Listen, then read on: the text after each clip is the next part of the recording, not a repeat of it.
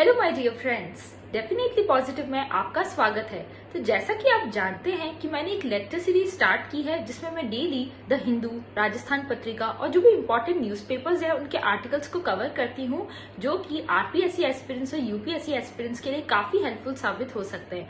तो पिछले कुछ दिनों से, स्पेशली पास्ट 2 डेज से, मैं प्लेलिस्ट के फॉर्म में पर्टिकुलर एक एक न्यूज को कवर कर रही थी। पर इससे मैंने इसमें कुछ लोगों की ये क्वेरीज थी कि उनके पास में नोटिफिकेशन जा नहीं पा रहा है, तो इसीलिए मैं एक सिंगल वीडियो में ही सारी न्यूज़ेस को कवर करूंगी। So stay tuned and subscribe to my channel. चलिए चलते हैं हम अपनी पहली न्यूज की ओर। Debate between old pension scheme and new pension scheme, यानी नेशनल पेंशन स्कीम जो सेंट्रल गवर्नमेंट के द्वारा 2004 में लागू कर दी गई थी और 2004 से पहले ओल्ड पेंशन स्कीम एग्जिस्ट करती थी। तो अभी ये डिबेट क्यों हो रही है और क्यों वापस डिमांड की जा रही है कुछ स्टेट्स में ओल्ड पेंशन स्कीम को लेके, उसके बारे में हम चर्चा करेंगे। और ये भी समझेंगे कि ओल्ड पेंशन स्कीम और न्यू पेंशन स्कीम में बेसिकली डिफरेंस क्या है और कौन कौन से स्टेट्स में ये डिबेट कंटिन्यूसली चल रही है। स्पेशली अगर मैं इंडिया की बात करूं तो इंडिया में जो राजस्थान है वहाँ पे इसको लेके काफ़ी चर्चा चल रही है। जैसा कि आप जानते होंगे राजस्थान में बहुत चर्चा चल रही है। इसके अलावा छत्तीसगढ़ हो गया, वहाँ पे इसकी डिमांड हो रही है, केरला में हो रही है, आंध्र प्रदेश में हो रही है, आसाम में हो रही है। तो ये कुछ स्टेट्स हैं जहाँ पर कंटिन्यूसली जो ओल्ड पेंशन स्कीम है उसको लेके डिमांड चलती जा रही है। तो हम इन दोनों के बीच का डिफरेंस भी समझेंगे और इसके बारे में इस दोनों आर्टिकल्स में, ये आर्टिकल बेसिकली कल पब्लिश हुआ था और आज ये वाला आया था article, old pension scheme and new pension scheme में क्या रीसेंट डेवलपमेंट हुए उसको लेके। तो हम इन दोनों आर्टिकल्स का क्रक्स मैंने अपने नोट्स में बनाया है, तो उसको समझते हुए मैं आपको एक्सप्लेन करती हूँ इस पूरे आर्टिकल के बारे में।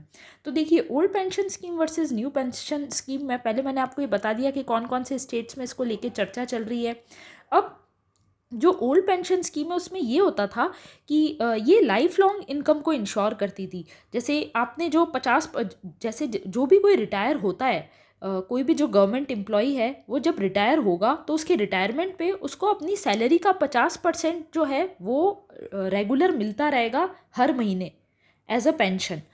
ये लाइफ लॉन्ग मिलता है। तो इसका एक हम कह सकते हैं, जो इकोनॉमिस्ट थे हमारे देश के, जो अर्थशास्त्री थे, वो ये कह रहे थे कि जितनी हमारी लाइफ एक्सपेक्टेंसी ज़्यादा होगी, और आप देख सकते हैं अब जो इंडिया है उसकी लाइफ एक्सपेक्टेंसी यानी जो लोगों का जीवन काल है वो कंटिन्यूसली बढ़ता जा रहा है।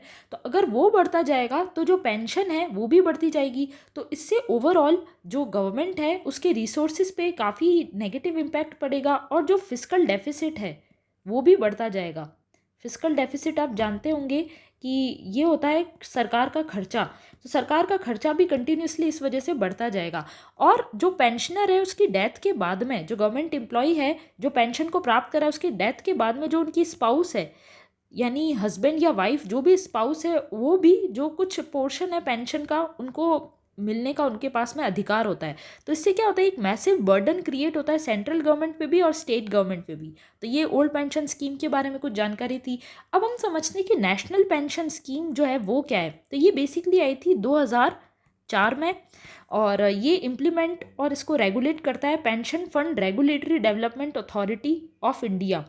इसमें क्या होता है, जो आपकी बेसिक सैलरी है हर महीने, जब जो पैसा आप कमा रहे हो प्लस जो डीए है उसका 10% प्लस गवर्नमेंट भी आपकी जो इनकम है उसका 10% कंट्रीब्यूट करता है टोटल। और ये 20% जो जो टोटल फंड है, ये मतलब इतना 20% का जो फंड है, ये जो नेशनल पेंशन सिस्टम ट्रस्ट है वो इस पूरे एसेट को रेगुलेट करता है, वो इसका ओनर होता है और फिर वो इस पैसे को इन्वेस्ट करता है।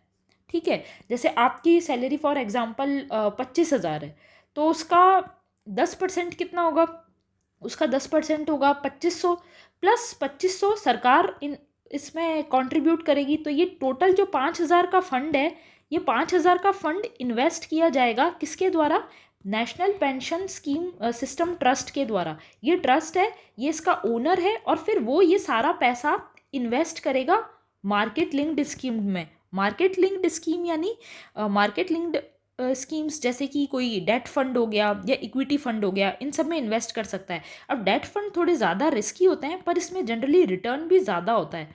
तो ये आप चूज़ कर सकते हैं कि आपको किस में इन्वेस्ट करना है, डेट फंड में या इक्विटी फंड में। फिर आफ्टर रिटायरमेंट क्या होगा कि आपका जो भी ये फंड जैसे इकट्ठा हो रहा है, अब इस फंड को जो इसका जो 60% है, जैसे टोटल आपका फॉर एग्जांपल आपने जो आपकी सर्विस पूरी की, तो रिटायरमेंट की जैसे आपकी 60 ईयर्स की नॉर्मली एज रहती है, तो उस टाइम पे आपको जैसे मिल रहा है 50 लाख रुपए। ठीक है, तो इस 50 लाख का 60% तो आपको मिल जाएगा टोटल पैसा, और ये क्या होगा, नॉन टैक्सेबल होगा, इस पे कोई आपको टैक्स देना नहीं होगा। और जो 40% पैसा है वो वापस इन एन्यूटी में इन्वेस्ट किया जाएगा, किसके द्वारा, pension fund regulatory development authority के द्वारा, और ये पैसा क्या होगा, टैक्सेबल, प्लस इसका रेगुलर फिर आपको कुछ पैसा मिलता जाएगा एज अ इनकम। तो आपकी इनकम भी इंश्योर हो जाएगी जो पैसा आप इन्वेस्ट करेंगे, और पर ये पैसा टैक्सेबल भी होगा, और 60% पैसा नॉन टैक्सेबल होगा। फिर इसमें कौन कौन है, ये ऑल सिटीजन मॉडल पे बेस्ड है, तो सारे प्राइवेट इंडिविजुअल्स इसमें एलिजिबल है, प्लस जो 18 से 70 साल की एज तक के वो सारे इंडिविजुअल इसमें एलिजिबल है। तो इसी के लिए इसी के रिगार्डिंग सरकार ने सेंट्रल सर्विस रूल जो है उसको जो 1972 है उसको अमेंड भी किया था, यानी उसको उसमें चेंज लाया था जब सरकार ने pension fund regulatory development authority के द्वारा जब नेशनल पेंशन स्कीम लाई थी, तब सरकार को ये वाला अमेंडमेंट भी लाना पड़ा। अब अगर हम वे फॉरवर्ड की बात करें कि नेशनल पेंशन स्कीम होनी चाहिए, ओल्ड पेंशन स्कीम, तो इसमें हम ये कह सकते हैं कि इसमें एक मिडिल पाथ को अडॉप्ट किया जा सकता है। जैसे आपको अगर एग्जाम में लिखना हो तो आप मिडिल पाथ के बारे में लिख सकते हैं कि इसमें सरकार जो है नेशनल पेंशन स्कीम को ही अडॉप्ट करे, पर उसमें जो सरकार का कंट्रीब्यूशन है वो बढ़ सकता है। और ऐसा ही इस वाले आर्टिकल में कहा है कि combination of features of two pension scheme seems prudent, यानी कि ये एक सही मेजर है कि नेशनल पेंशन स्कीम और जो ओल्ड पेंशन स्कीम है उन दोनों के कॉम्बिनेशन को हम अडॉप्ट कर सकते हैं। तो ये आप मिडिल पाथ में लिख सकते हैं कि इन दोनों का कॉम्बिनेशन सबसे बेस्ट होगा, और उसमें भी गवर्नमेंट का जो कंट्रीब्यूशन है नेशनल पेंशन स्कीम में अगर वो बढ़ता है तो उससे काफ़ी फ़ायदा हो सकता है। फिर एडमिनिस्ट्रेटिव और मार्केट रिफॉर्म्स भी होने चाहिए। मार्केट रिफॉर्म्स यानी जो इन्वेस्टमेंट किया जा रहा है पैसे का एनपीएसटी के द्वारा, इस ट्रस्ट के द्वारा, वो पैसा ऐसे मार्केट लिंक्ड इंस्ट्रूमेंट्स में इन्वेस्ट हो जिसमें फ़ायदा जो है, लोगों को जो प्रॉफिट है वो ज़्यादा हो। तो जब प्रॉफिट ज़्यादा होगा तो लोगों को इस पे जो ट्रस्ट है एनपीएस पे, वो ट्रस्ट भी बढ़ेगा। ठीक है, अब जो ओपीएस है वो सस्टेनेबल नहीं है, ऐसा बहुत सारे जो अर्थशास्त्री इकोनॉमिस्ट है उन्होंने भी कहा है। क्यों? क्योंकि एक तो ये रिग्रेसिव डिस्ट्रीब्यूशन मैकेनिज्म है। रिग्रेसिव यानी कि इसमें जो फिस्कल डेफिसिट है वो कंटिन्यूसली बढ़ता जा रहा है, इसलिए रिग्रेसिव मॉडल है। और जो गरीब हैं, गरीब लोग जो रहते हैं जिनके पास में कोई नो सोशल सिक्योरिटी है, यानी जिनको पेंशन नहीं मिल रही है, या अगर हम जैसे वर्ल्ड इनइक्वालिटी रिपोर्ट की भी बात करें, तो वर्ल्ड इनइक्वालिटी रिपोर्ट के द्वारा जो हमारे ये प्रकाशित हुई थी रिपोर्ट की, जो 50% में बॉटम 50% है उनकी बेसिक सैलरी 4,468 है, जबकि तो जो 4th क्लास एम्प्लॉई है उनकी सैलरी 25,000 है। तो अगर वो ओल्ड पेंशन स्कीम में आते तो उनकी सैलरी आफ्टर रिटायरमेंट 12,500 होती, जो कि नॉर्मल जो पब्लिक है बॉटम में जो आते हैं उनकी 4,468 से काफ़ी ज़्यादा है। तो आप देख सकते हैं ये जो चीज़ है, इससे इनइक्वल इनकम डिस्ट्रीब्यूशन जो है उसकी प्रॉब्लम भी होती है। प्लस ये जो सोशल सेक्टर एक्सपेंडिचर गवर्नमेंट के द्वारा किया जाता है वो ऑलरेडी काफ़ी कंप्रेस है, तो उसको और कम करता है।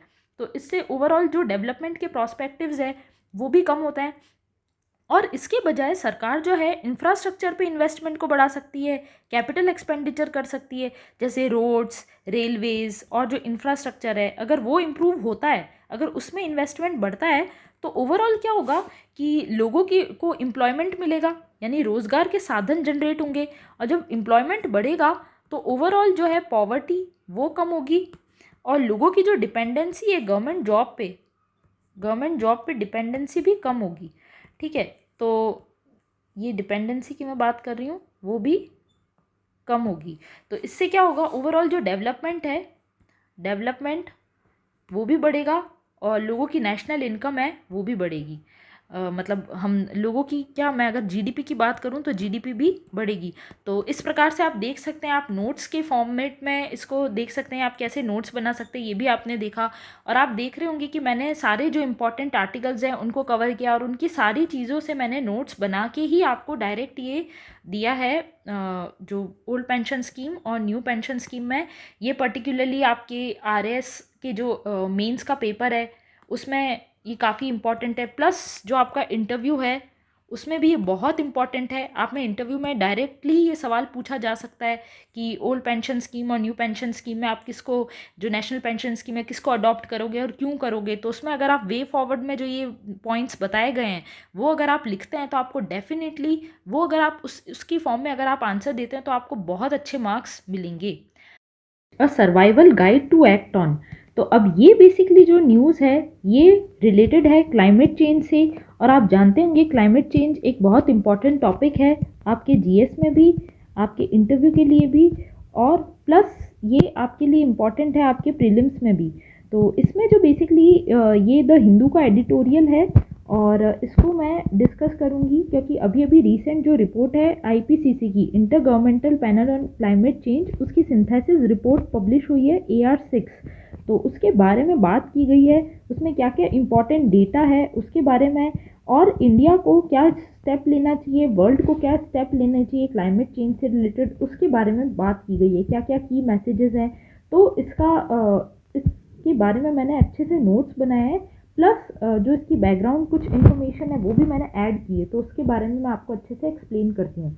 तो देखिए जो सिंथेसिस रिपोर्ट है आईपीसीसी की, ये बेसिकली पब्लिश होती है, हमारी जो सिंथेसिस रिपोर्ट है पब्लिश होती है आईपीसीसी के द्वारा।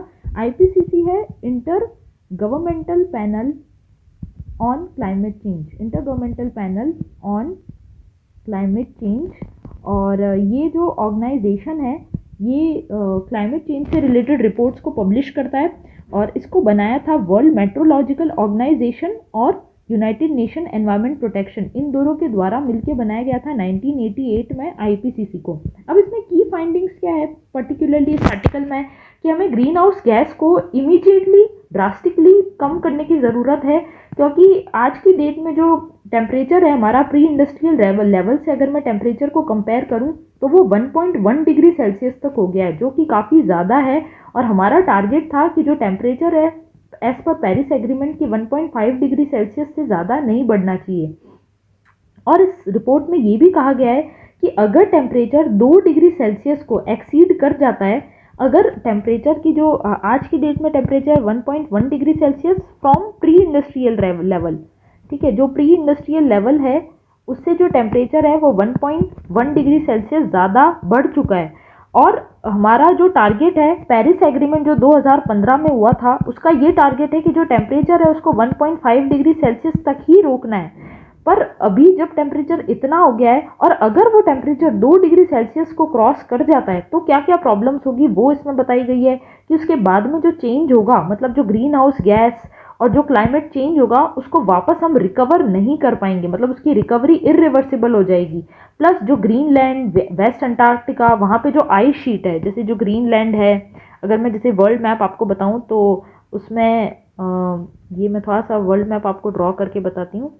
ये हमारा नॉर्थ अमेरिका हो गया, ये हमारा साउथ अमेरिका हो गया, ये अफ्रीकन कंट्रीज़ हो गई, ये इंडिया हो गया, और यहाँ पे हमारा आ जाता है यूरोपियन देश। तो उसमें ये कहा है कि अगर मैं जैसे पर्टिकुलरली इधर बात करूँ तो यहाँ पे हमारा ग्रीनलैंड आता है और साउथ में हमारा आता है अंटार्कटिका। तो वेस्ट अंटार्कटिका और ग्रीनलैंड पूरा आप जानते होंगे कि आइस से कवर्ड एरिया है। तो ये आइस कवर्ड एरिया जो है इसका ये पूरा लॉस हो जाएगा, आइस शीट पूरी ख़त्म हो जाएगी। और जो सी वाटर है उसको इसमें ये डेटा दिया गया था, मैं आपको ग्राफ के माध्यम से समझा रही हूँ जिससे कि आपको ज़्यादा समय तक याद रहे, कि 1971 से 2006 तक अगर मैं सी वाटर का जो लेवल है, जो सी लेवल है उसकी बात करूँ, जो समुद्र तल से जो पानी की ऊंचाई है उसकी बात करूँ, आप जानते होंगे यहाँ पूरा समुद्र वाला एरिया है, पूरा समुद्र है, तो इसका लेवल कंटिन्यूसली बढ़ता जा रहा है ड्यू टू क्लाइमेट चेंज। तो 1971 से 2006 तक 1.9 mm पर ईयर की रेट से जो सी लेवल है वो बढ़ा है। पर 2006 से 2018 की बात करूं तो 7 mm पर ईयर से बढ़ा है। तो आप समझ सकते हैं कि कितनी तेज़ी से जो सी लेवल है वो बढ़ रहा है, 1.9 से 7 mm पर ईयर। ये है inter governmental panel on climate change की रिपोर्ट के हिसाब से। और इसमें जो वल्नरेबल कम्युनिटीज़ है, स्पेशली जो डेवलपिंग कंट्रीज़ है, जैसे मैं बात करूं अफ्रीकन कंट्रीज़ हो गई, या इंडिया के पास में भी बांग्लादेश हो गया, पाकिस्तान हो गया, और जो ये इंडोनेशिया वाला एरिया हो गया।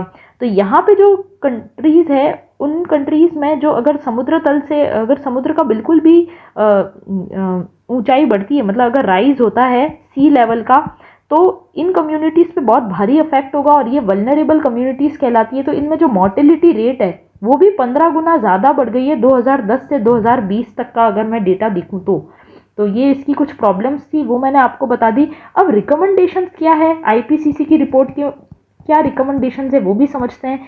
कि जो एमिशन है वो इमीडिएटली कम करने की ज़रूरत है। प्लस इंडिया में भी और वर्ल्ड लेवल पे भी जो एनर्जी जनरेट होती है उसको डाइवर्सिफाई करने की ज़रूरत है। यानी जो आज की डेट में हम थर्मल पावर पे ज़्यादा जोर दे रहे हैं, उसकी बजाय हमें wind, solar, small scale hydro power, मतलब रिन्यूएबल एनर्जी पे हमें जोर देना है। जिससे कि जो थर्मल से हम रिन्यूएबल, मतलब जो तापीय ऊर्जा है, तापीय ऊर्जा से हमें रिन्यूएबल एनर्जी सोर्सेज पर ज़्यादा ध्यान देने की ज़रूरत है। तापीय ऊर्जा से रिन्यूएबल एनर्जी सोर्सेज पे हमको ध्यान देने की ज़रूरत है। और इसमें पॉलिटिकल कमिटमेंट भी ज़रूरी है। स्पेशली जो कंट्रीज़ है, जो पेरिस क्लाइमेट में जो डिसाइड हुआ था, कॉमन बट डिफरेंशिएटेड रिस्पॉन्सिबिलिटी, ये होता है, आपने जैसे पढ़ा होगा कि 2015 में जो पेरिस क्लाइमेट आया था, उसमें ये डिसाइड हुआ था कि जो डेवलपिंग कंट्रीज़ है, लीस्ट डेवलप्ड और डेवलपिंग कंट्रीज़, उनके पास में रिसोर्सेज कम है। और जो डेवलप्ड कंट्रीज़ है, उन्होंने ही जो इंडस्ट्रियल रिवॉल्यूशन सबसे पहले डेवलप्ड कंट्रीज़ में ही शुरू हुआ था, तो सबसे ज़्यादा जो एमिशन किया है ग्रीन हाउस गैस का, वो भी इन्होंने ही किया है। तो इसीलिए ये डिसाइड हुआ था, पेरिस क्लाइमेट जो 2015 में जो सबमिट हुई थी, उसमें ये डिसाइड किया था कि लीस्ट और डेवलपिंग कंट्रीज़ को डेवलप्ड कंट्रीज़ फाइनेंशियली सपोर्ट करेगी। और इसी को नाम दिया था कॉमन बट डिफरेंशिएटेड रिस्पॉन्सिबिलिटी। कि ये इसमें रिस्पॉन्सिबिलिटी डेवलप्ड कंट्रीज़ की होती है कि वो लेटेस्ट टेक्नोलॉजी और जो भी फाइनेंशियल कंट्रीब्यूशन है वो डेवलप्ड कंट्री को करना चाहिए, जिससे कि लेटेस्ट टेक्नोलॉजी प्लस जो फाइनेंशियल कंट्रीब्यूशन है डेवलप्ड कंट्रीज़ के लिए, डेवलपिंग कंट्रीज़ के लिए, वो डेवलप्ड कंट्री को करना चाहिए, जिससे कि इन लीस्ट डेवलप्ड कंट्री को भी प्रॉब्लम ना हो और वो भी जो ग्रीन हाउस गैस है उसका एमिशन कम से कम करें। प्लस सरकार के द्वारा ग्रांट और पॉलिसीज़ भी ऐसी देनी चाहिए जिससे कि जो हमारा क्लाइमेट है उसको प्रिजर्व किया जा सके। एनर्जी एफिशिएंट पॉलिसीज़ बनानी चाहिए। प्लस डीकार्बनाइज एनर्जी सेक्टर, वो मैंने आपको बता ही दिया है, डाइवर्सिफाई करना चाहिए एनर्जी जनरेशन को और एनर्जी सेक्टर को डीकार्बनाइज करना चाहिए। डीकार्बनाइज यानी जो तापीय ऊर्जा है, जो थर्मल एनर्जी है, वो कार्बन जनरेटेड एनर्जी होती है, उससे जो जनरेट होती है, तो उसको डीकार्बनाइज करना है और हमें जो दूसरे एनर्जी के सोर्सेज है उनको अडॉप्ट करना है। इसके साथ में क्लाइमेट रिजिलियंट डेवलपमेंट पे ध्यान देना है। क्लाइमेट रिजिलियंट यानी जिसमें ग्रीन हाउस गैस का जो एमिशन है वो कम हो, प्लस क्वालिटी ऑफ लाइफ भी इम्प्रूव हो। तो ये एक विन विन सॉल्यूशन होगा क्लाइमेट रिजिलियंट डेवलपमेंट अगर हम अडॉप्ट करते हैं। तो ये पूरा ये आर्टिकल था। आप इसको जो इसका स्क्रीनशॉट ले सकते हैं और खुद अपने नोट्स भी बना सकते हैं। आई होप सो ये आपको काफ़ी हेल्प करेगा एग्जाम में भी, अगर आप अपने जीएस के पेपर में भी लिखते हैं और इंटरव्यू में भी इसमें से आंसर देते हैं तो। आप देख सकते हैं राहुल की संसद सदस्यता पर तलवार। तो राहुल की संसद सदस्यता पर तलवार, ये राजस्थान पत्रिका में न्यूज़ पब्लिश हुई थी और आपने इससे रिलेटेड काफ़ी सारी वीडियोस भी देखी होगी कि जो राहुल गांधी है उनके द्वारा मोदी सरनेम को लेके एक टिप्पणी की गई थी। तो उसी से रिलेटेड इनको डिफेमेशन या कह सकते हैं मानहानि का केस इन पे दर्ज हुआ था और उसी के कारण उनको 2 साल की सज़ा मिली है। पर इनको 30 दिन का इनको एक कह सकते हैं हम एक टाइम पीरियड भी मिला है जिसमें ये अपील कर सकते हैं हाई कोर्ट में और उसके लिए इनको ज़मानत मिली है। तो इसमें और क्या क्या, ये जो केस है बेसिकली, वैसे ये पॉलिटिकल न्यूज़ है, पर इस पॉलिटिकल न्यूज़ से आप क्या अपने एग्ज़ाम के लिए क्या इंपॉर्टेंट चीज़ें निकाल सकते हैं वो मैं आपको समझाती हूँ। और ये वाला भी एक आर्टिकल है जो द हिंदू में आया था कि Rahul gets 2 year jail term in defamation case. तो अगर मैं इसमें आप बताऊँ आपको कि ये तो एक नॉर्मल पॉलिटिकल न्यूज़ है, इससे इम्पॉर्टेंट आपको चीज़ें बताती हूँ। तो ये मैंने खुद के अपने नोट्स बनाए थे, तो ये नोट्स मैं आपको अच्छे से एक्सप्लेन करती हूँ, जिससे कि आपको एग्ज़ाम में आप इसमें से क्या क्या चीज़ें ले सकते हैं वो मैं आपको इसमें एक्सप्लेन करती हूँ। तो देखिए, इसमें फर्स्ट केस है कि डिफेमेशन। तो जो डिफेमेशन है वो बेसिकली आता है सेक्शन 499 और सेक्शन 500 ऑफ आईपीसी। ये आपको याद रखना है, क्योंकि डिफेमेशन यानी मानहानि। तो मानहानि किस सेक्शन में आता है ये आपको ध्यान रखना है। तो ये आता है section 499 and section 500 of IPC.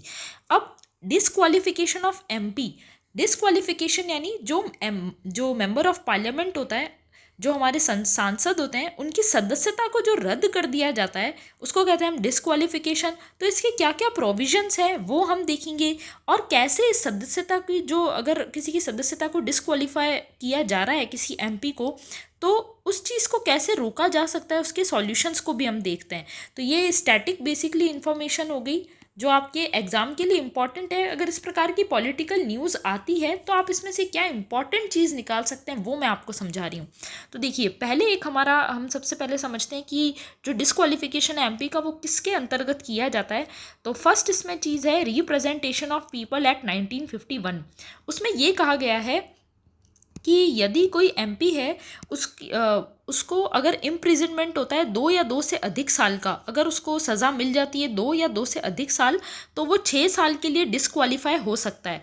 ये रिप्रेजेंटेशन ऑफ पीपल एक्ट 1951 का एक प्रोविज़न है। इसके अलावा जो दूसरी चीज़ है वो ये है कि एक्सेप्शन फॉर सिटिंग मेंबर, जो सिटिंग मेंबर है उनको एक्सेप्शन होता है कि वो 3 मंथ्स तक अपील कर सकते हैं हाई कोर्ट, और जो ऊपर जो कोर्ट है हाई कोर्ट या सुप्रीम कोर्ट, उसमें ये अपील कर सकते हैं। ये सिटिंग मेंबर के पास में पावर होती है, ये उनको एक्सेप्शन होता है। फिर इसमें कॉन्स्टिट्यूशनल यानी संवैधानिक प्रोविजंस क्या क्या है वो हम समझते हैं। तो पहली चीज़ है आर्टिकल 102। आर्टिकल 102 के तहत ये तय होता है कि कौन कौन से केसेस में किसी भी सांसद को डिसक्वालीफाई किया जा सकता है। जैसे यदि वो ऑफिस ऑफ प्रॉफिट होल्ड करते हो, यानी कि अगर उनके पास में कोई सरकारी नौकरी हो या वो सरकार के किसी तंत्र से जुड़े हुए हो जिससे उनको डायरेक्टली प्रॉफिट मिल रहा हो, डायरेक्टली सैलरी मिल रही हो, सैलरीड एम्प्लॉय हो, तो ये ऑफिस ऑफ प्रॉफिट में आता है। तो आर्टिकल 102 में वो डिसक्वालीफाई हो सकता है यदि वो ऑफिस ऑफ प्रॉफिट होल्ड कर रहा हो, या वो अनसाउंड माइंड हो। अनसाउंड माइंड यानी दिमागी तौर से जो मेंटली अनस्टेबल हो, या इंसॉल्वेंट हो। इंसॉल्वेंट यानी दिवालिया घोषित हो गया हो, या जो इंडिया का सिटीज़न ना हो, उसको मतलब वो भारत में रहता हो पर उसके पास में भारत की सिटीज़नशिप ना हो, या फिर कोई भी लॉ पार्लियामेंट के द्वारा अगर बनाया जाए, हमारी संसद के द्वारा कोई भी लॉ पारित किया जाए, कोई भी एक्ट बनाया जाए, तो उसके अंतर्गत भी किसी भी जो सांसद है उसको डिसक्वालीफाई किया जा सकता है। फिर 10th शेड्यूल जो होता है, 10th शेड्यूल में भी जो 10th शेड्यूल है उसके बारे में आपने पढ़ा होगा। 10th शेड्यूल बेसिकली इसमें आता है जो क्या कहते हैं कि इसके द्वारा भी जो हमारे सांसद हैं उनको डिसक्वालीफाई किया जा सकता है। इसमें बेसिकली होता है डिफेक्शन, एंटी डिफेक्शन। ये बात करता है एंटी डिफेक्शन की।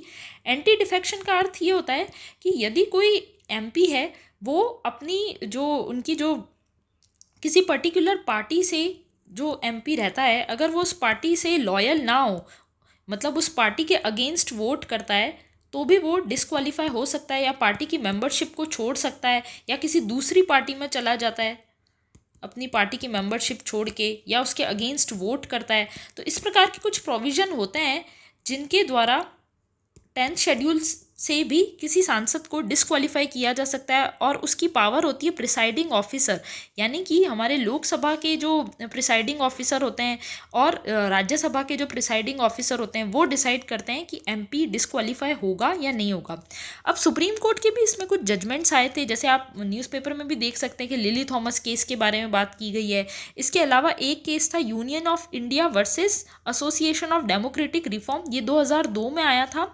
इसमें ये कहा गया था कि कोई भी कैंडिडेट है, यानी जो भी संसद बनने के लिए जब नॉमिनेशन पेपर फाइल करता है तो उनको ये इन्फॉर्मेशन ज़रूर डिस्क्लोज करना चाहिए कि कहीं उनके पास कोई क्रिमिनल रिकॉर्ड तो होल्ड नहीं करते हैं, उनकी फाइनेंशियल, जब वो नॉमिनेशन पेपर फाइल कर रहे हैं तो उनकी फाइनेंशियल प्रॉपर्टी कितनी है, उनकी एजुकेशनल क्वालिफिकेशन कितनी है। यदि वो ये चीज़ें डिक्लेयर नहीं करते हैं तो भी एमपी डिस्क्वालीफाई हो सकता है।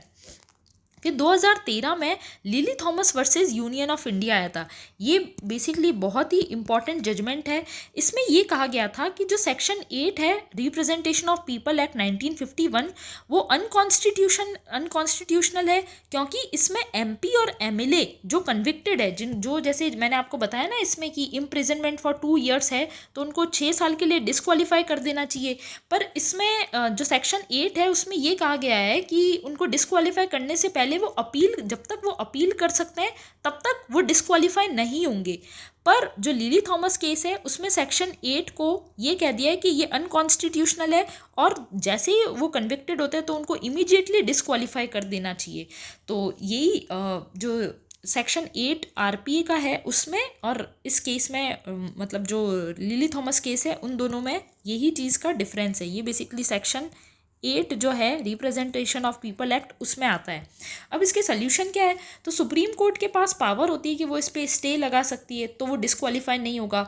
या फिर रिप्रेजेंटेशन ऑफ पीपल एक्ट 1951 है, उसका भी जो सेक्शन 11 है उसमें भी election of commission of India के पास में अगर ये रिकॉर्ड, मतलब जो सेक्शन 11 है उसमें भी ये कहा गया है कि अगर इलेक्शन कमीशन ऑफ इंडिया वो रीज़न बता देती है कि कोई रीज़न उसके पास में अगर आ जाता है एमपी के द्वारा कि मैंने इस रीज़न से मुझे डिस्क्वालीफाई नहीं करना चाहिए, तो वो उनका डिस्क्वालिफिकेशन रोक भी सकती है और उसे कम भी कर सकती है। मतलब कंप्लीटली डिस्क्वालिफिकेशन को रोका जा सकता है, उसको रिड्यूस भी किया जा सकता है। और आर्टिकल 103 है उसमें ये प्रोविज़न है कि अगर एमपी प्रेसिडेंट को अप्रोच करता है तो president election commission of India के साथ बात करके डिसाइड कर सकता है कि उनका डिस्क्वालिफिकेशन जो है एमपी का है वो रोक सकते हैं या नहीं। तो ये कुछ सॉल्यूशन है जिससे जो एमपी है उसके डिस्क्वालिफिकेशन को रोका जा सकता है।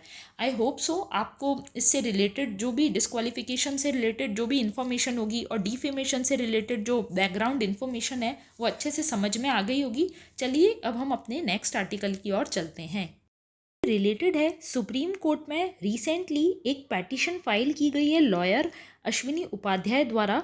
उन्होंने ये कहा है कि बहुविवाह एवं निकाह हलाला पर इन दोनों को इनवैलिड कर देना चाहिए और इस पे सुप्रीम कोर्ट ने ये कहा है एक नई संविधान पीठ बनेगी। संविधान पीठ और खंडपीठ के बारे में मैंने आपको एक पिछली न्यूज़ेज़ जो मैंने कवर की थी उसमें इन दोनों में डिफरेंस बताया था। अगर आपने वो न्यूज़ देखी हो तो आप मुझे कमेंट सेक्शन में भी बताना कि इन दोनों में क्या डिफरेंस होता है। तो ये जो बेसिकली केस है ये सुप्रीम कोर्ट ने डिसाइड किया कि संविधान पीठ में फाइल होगा।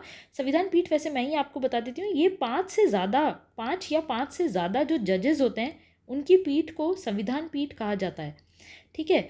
और खंडपीठ होती है जिसमें 2 या 3 जजेस हो तो वो खंडपीठ कहलाती है। ठीक है। तो supreme court to hear pleas against polygamy और निकाह हलाला, तो आप देख सकते हैं राजस्थान पत्रिका में भी आर्टिकल आया था और द हिंदू में भी आया था। तो इनसे रिलेटेड जो बैकग्राउंड इन्फॉर्मेशन है वो भी मैं आपको बता देती हूँ।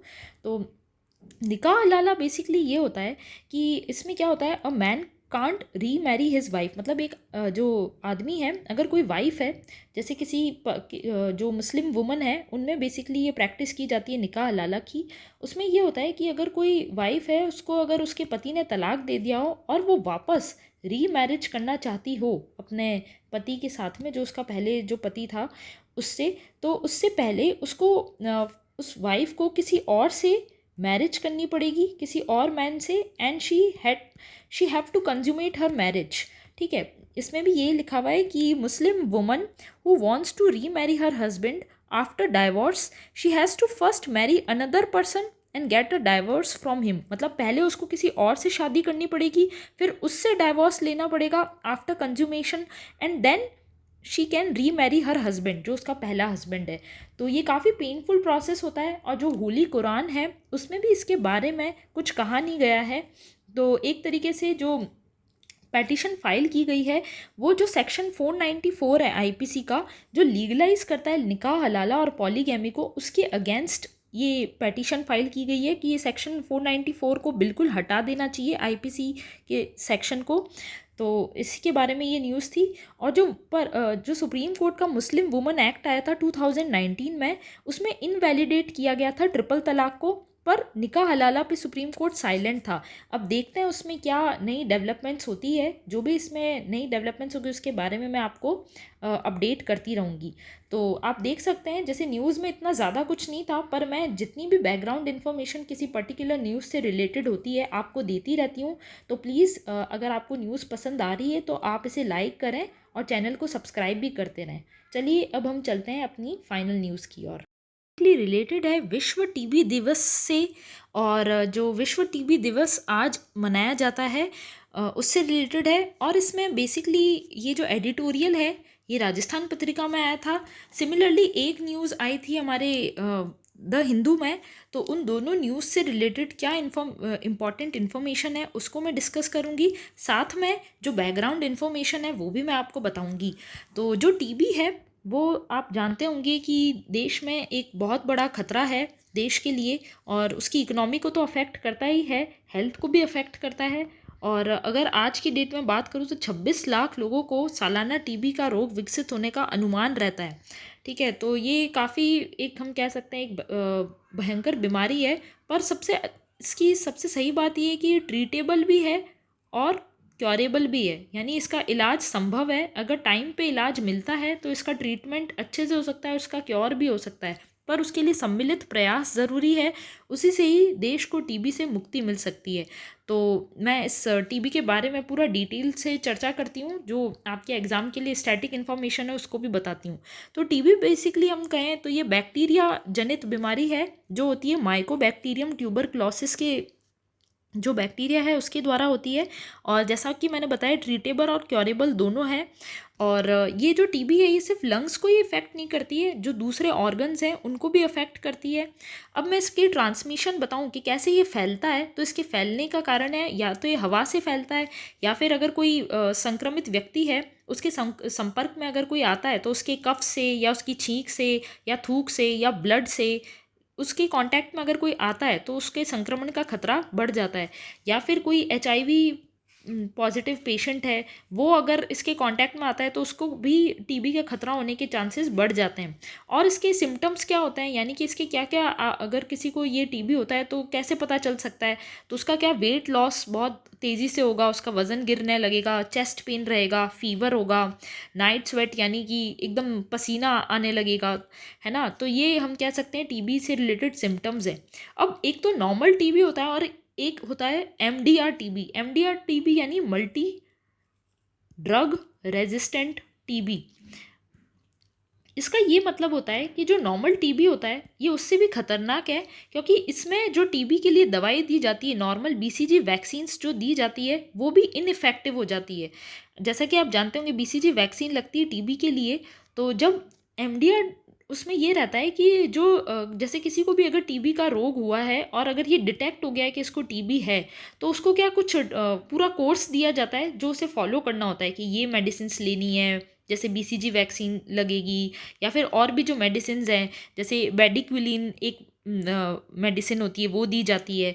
तो उसको क्या उस मरीज़ को पूरा कोर्स लेना ज़रूरी है। अगर वो पूरा कोर्स को फॉलो नहीं करता है, जो उसको मेडिसिन दी गई है उसका पूरा कोर्स अगर फॉलो नहीं करता है, तो उसको मल्टी ड्रग रेजिस्टेंट, यानी कि जो ड्रग्स दिए जा रहे जो दवाई दी जा रही है उससे उसको रेजिस्टेंट डेवलप हो सकता है, और उसके बाद में उसको बहुत ज़्यादा खतरा हो सकता है। तो ऐसे ये वाले जो केस है ये भी इंडिया में बढ़ते जा रहे हैं।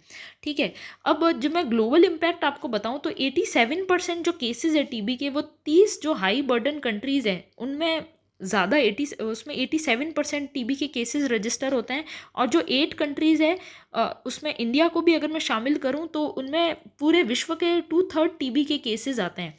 पर इंडिया ने एक बहुत ही अच्छा इनिशिएटिव लिया है। इंडिया ने डिसाइड किया है कि 2025 तक इंडिया जो है वो टीबी मुक्त भारत को अचीव करेगा। ये एक साहसिक लक्ष्य है इंडिया के द्वारा, और 2030 तक वैश्विक लक्ष्य है। उससे पहले ही इंडिया ने ये डिसाइड किया कि 2025 तक ही वो भारत को टीबी मुक्त कर देगा।